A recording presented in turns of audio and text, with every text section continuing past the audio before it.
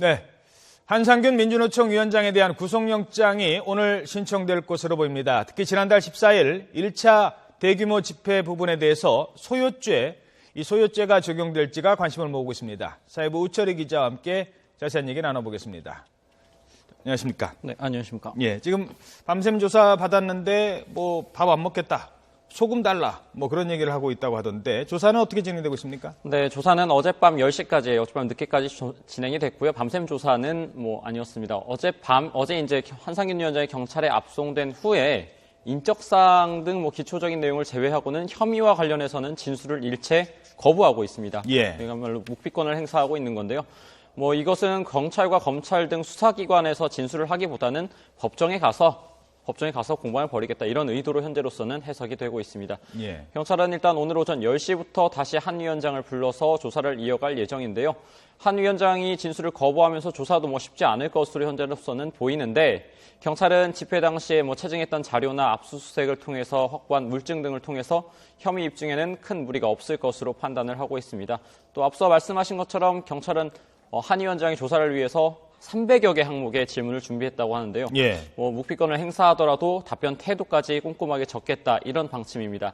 이게 왜 그런지에 대해서 궁금해하실 텐데, 그렇죠. 경찰 설명은 우선 태도를 기록하는 것이 그렇게 대수로운 부분이거나 특별한 부분은 아니다. 하지만 법원에서 구속영장 실질 심사를 할 때 반성 여부에 대한 판단 근거가 될 수 있을지도 모른다, 이런 설명을 하고 있기 때문에요. 예. 또 일단 경찰 설명으로는 한상균 위원장이 조계사에 운신했던 그때부터 또 지금도 유치장 입관된 지금도 단식을 이어가고 있기 때문에 요청대로 물과 소금을 제공하고 있다, 이런 설명도 덧붙였습니다. 말도 안 하고 먹을 것도 안 먹고 그냥 물과 소금만 달라라고 얘기하면서 묵비권을 행사하고 있다. 네. 근데 이게 경찰 입장에서는 오히려 구속영장이 청구되는데 본인한테도 불리할 수 있다라는 입장을 보이고 있는 거군요. 진술을 거부하더라도 이미 확보한 자료, 그리고 또 여러 가지 태도를 통해서 구속영장을 신청하거나 또 이제 혐의를 입증하는 데 있어서는 큰 무리가 없을 것으로 보고 있다라는 판단으로 해석됩니다. 오늘 영장 신청하죠? 네, 경찰은 일단 오늘 밤 늦게 이제 구속영장을 신청할 예정입니다. 한상균 위원장의 혐의에 대해서 살펴볼 필요가 있는데요. 그래픽이 준비되어 있습니다. 그래픽을 보면서 설명을 드리겠습니다. 먼저 지난 4월 16일 세월호 1차 추모 집회 때부터, 세월호 1주기 추모 집회 때부터 이제 혐의를 받고 있는데, 모두 9차례에 걸쳐서 9회에 걸친 집회 과정에서 불법 행위를 저지른 이 혐의를 받고 있습니다. 그래서 4월 16일, 4월 18일 세월호 1주기 범국민대회 이런 데서 차로를 점거하거나 해산 명령에 불응했다는 혐의도 받고 있고요. 예. 또 다음 화면 넘겨주시죠. 네, 또 5월 1일, 그러니까 노동절 집회 때도 미신고 행진을 벌였다, 이런 혐의도 받고 있고, 또 다음 넘겨주시면은, 네, 마지막으로 이제 지난 11월 14일 날 1차 대규모 집회 당시에 폭력 행위를 했던 부분, 특히 특수 공무집행 방해 치상, 특수 공용 물건 손상, 한마디로 공권력을 행사하는 경찰을 다치게 하고 또 경찰의 진압 장비들을 훼손하고 부쉈다, 이런 혐의를 받고 있는 건데요. 일단 어제 체포영장이 집행됐기 때문에 형사소송법상 48시간 이내에 구속영장을 신청을 해야 되거든요. 그렇기 때문에 오늘 밤에 신청을 할 것으로 보입니다. 예. 지금 화면에 나오는 저 주요 혐의 외에도 가장 중요한 지금 논란이 되고 있는 소요죄입니다. 소요죄. 네. 일단 소요죄가 뭡니까?